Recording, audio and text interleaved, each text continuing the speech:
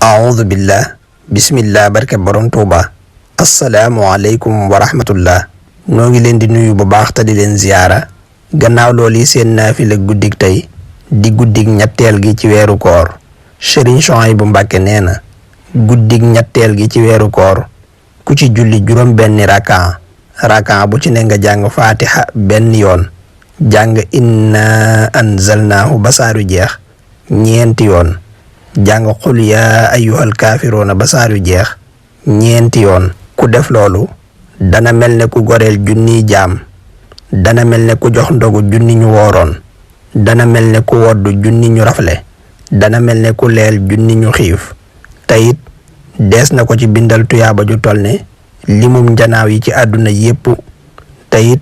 dees na ko ci defal li ñuy defal jaami yàlla yi gën a baax ak ñi dee ci xare teyit deesu ko fitnaal ci bàmmeelam